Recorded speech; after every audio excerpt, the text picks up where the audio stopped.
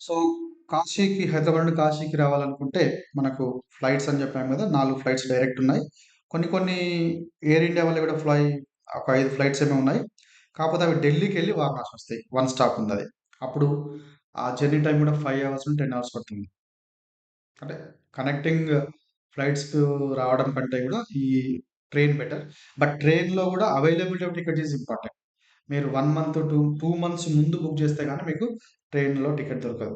ఒక్కోసారి 1 మంత్ ముందు బుక్ చేసినా కూడా దొరుకుతుంది. కానీ అది వెయిటింగ్ లిస్ట్ దొరుకుతుంది. ఆ వెయిటింగ్ లిస్ట్ కన్ఫర్మ్ అవుతదా? కాదా? ఒక్కోసారి ఆర్ఏసీ ఏస్తది. రిజర్వేషన్ అగైన్స్ట్ క్యాన్సలేషన్ అంటే ఇద్దరు కలిపి ఒకటే సీట్ ఇస్తారు పడుకోవడానికి. అది ఎటు సరిగా ఉండదు. వెయిటింగ్ లిస్ట్ తక్కువ 10, 20, 30 ఉంటేనేమో ఈజీగా వస్తది.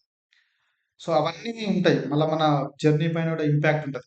అది కన్ఫర్మ్ అయితదా? కాదా? అని ఒక రోజు ముందు వరకు కూడా తెలీదు. ఆ ట్రైన్ స్టార్ట్ అవ్వడానికి 5, 6 గంటల ముందు వరకు కూడా తెలీదు. మన వెయిటింగ్ లిస్ట్ ఎక్కువుంటే. సో, మనం అసలంటే జర్నీకి మనం ప్లాన్ జేసుకోవాలా? వద్దా? ఎట్లా ప్లాన్ జేసుకోవాలి? ఎట్లా రెడీ గావాలి?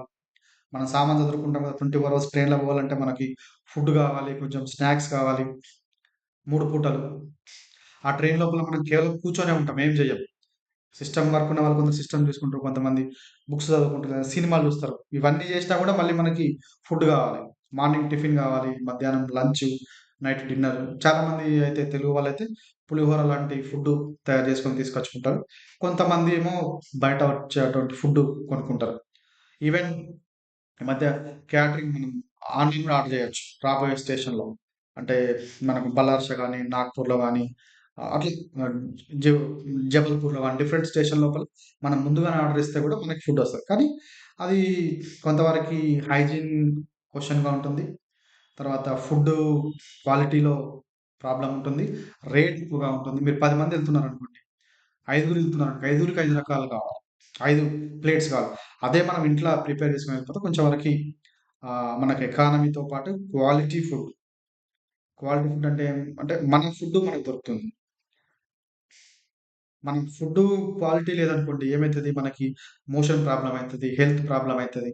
మనం కాశీలో మనం వెళ్తున్నది దాదాపు 2, 3 రోజులు. అంటే ఒక వారం కోసం వెళ్తున్నాం.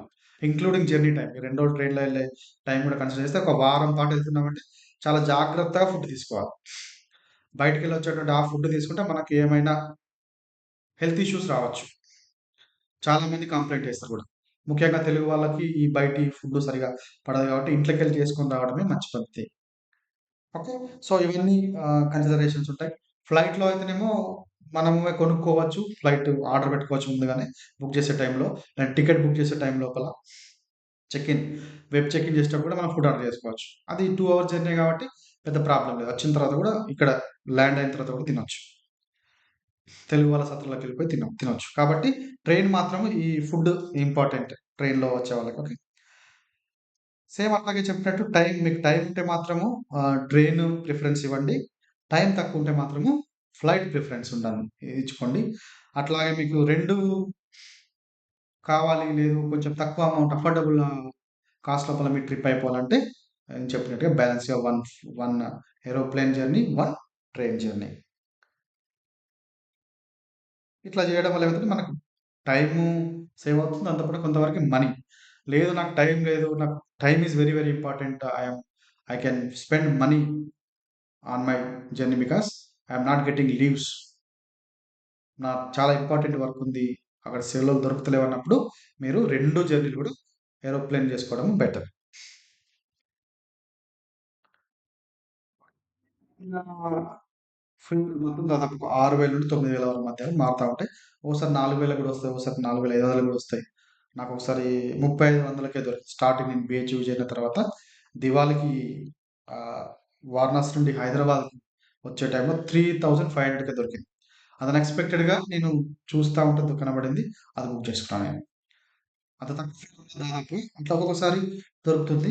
అది మన లక్ అంతే. ఓకే.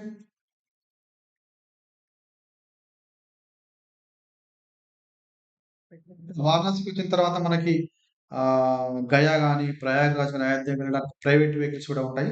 ట్రైన్స్ కూడా ఉంటాయి. హైదరా కాశీకొచ్చిన తర్వాత అయోధ్యకెళ్ళడానికి ఒక ప్యాసింజర్ ట్రైన్ ఉంది. అది కన్వీనియంట్‌గా ఉంటుంది మార్నింగు.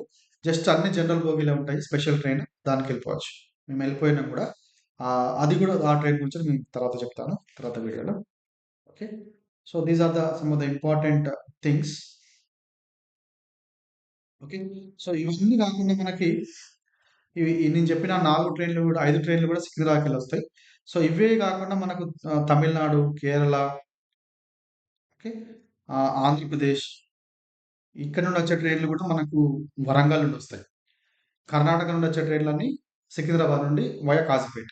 ఈ తమిళనాడు, కేరళ, ఏపీ నుండి వచ్చే ట్రైన్‌లన్నీ గూడా విజయవాడ నుండి వయా వరంగల్‌కొస్తాయి. వరంగల్ దగ్గరకొస్తాయి. కాబట్టి వరంగల్ నుండి గూడా మనకి వారణాసికి రావడానికి అవకాశం ఉంది.